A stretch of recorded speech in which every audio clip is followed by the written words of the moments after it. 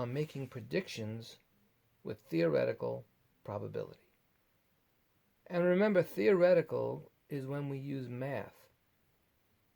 So sometimes we can use equations with math to predict things. And sometimes we can just experiment. And again, we're going to talk about experimental probability in other videos. So let's make sure we understand the concept of OR. So let me write the word OR over here. Remember from last video, OR means that you add. So we'll take a look at a probability with OR first.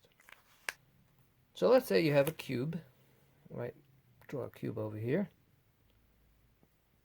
A die. Okay, we'll just, whatever, randomly. And then we roll this die. And if I asked you, just to review, what is the probability of getting a 6? A 1 out of 6, right? Because there's 6 possible outcomes and 1 favorable outcome. 1 out of 6. But if I said, what's the probability of getting a 6, then a 5, right? In this case, this would be an independent event because you can't put back anything with a die. So it'll be 1 out of 6 times 1 out of 6. They both have an equal shot of happening. And that will just be 1 out of 36. That's the chance of getting a 6 and then rolling a 5. Now what if I said, what's the probability of getting a 6 or a 5? That's when you add. You just add. Remember, or add. Right, so you keep the denominator when you add. Remember, 2 out of 6, which is just 1/3. So keep that in mind. So now we're going to make a prediction. So let's say that you roll this die, and you're going to roll it, let's say, 75 times. If you roll it 75 times, what is the probability of getting a 3 or a 4 when you roll it 75 times? First thing to do is find what is the probability of getting a 3 or a 4. And then we'll make a proportion. So the probability of getting a 3 is 1 out of 6.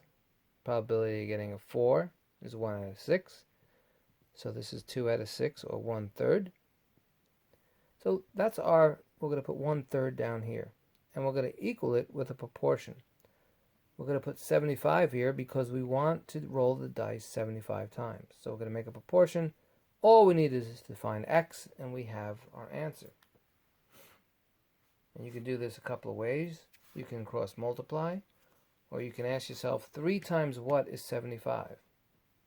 So 3 times 25 is 75. So if you times 25 on the bottom, you have to times it by on the top.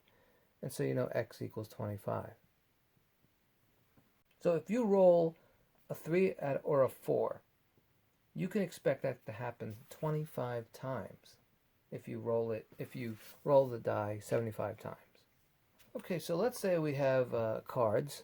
Let's say we have a 2. You know, these numbers on these cards. There's a 3. Let's say there's another 3. Let's say there's an A card. And one more. Let's see if it fits there. There we go. Let's say there's a B card. Whatever. And let's say you want to know the probability of getting a B or a 3. What would that be? Well, the probability of getting a B is 1 out of 5, since there's 5 cards.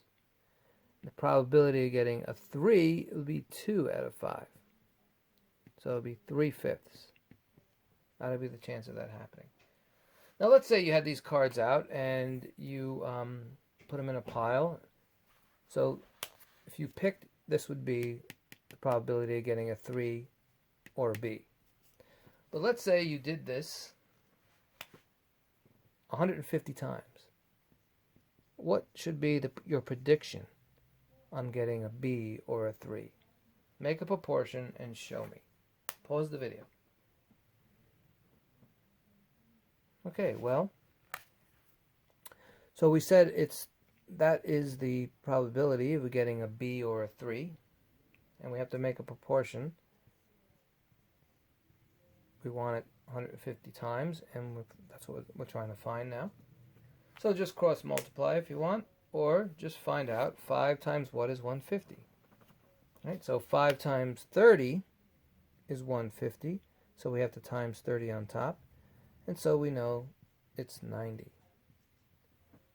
So if we have a deck of cards that have these in them, and we picked cards 150 times, we're predicting that we should get a B or a 3 90 out of 150.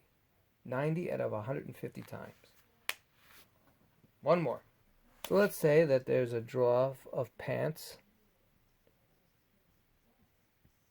right? And you have dress pants. Let's say there's black. Let's say there's brown. Let's say there's blue. Right, let's say there's 5 pants. There's 5 black, 2 brown, and 3 blue.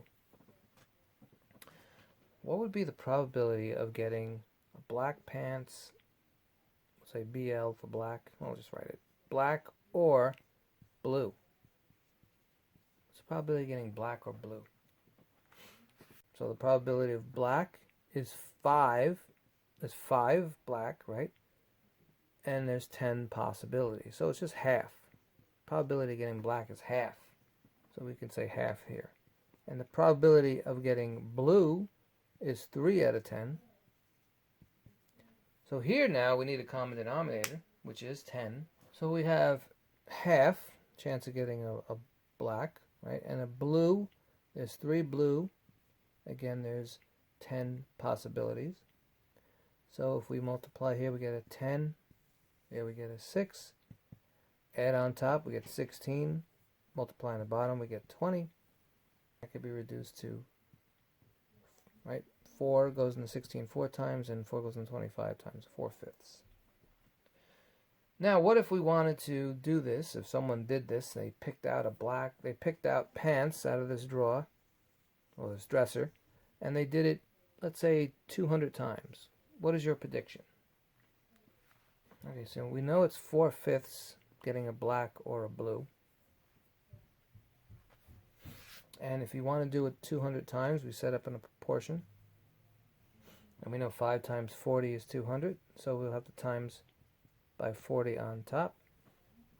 You get 160. So we can predict that we can pick a black or a blue 160 out of 200 times.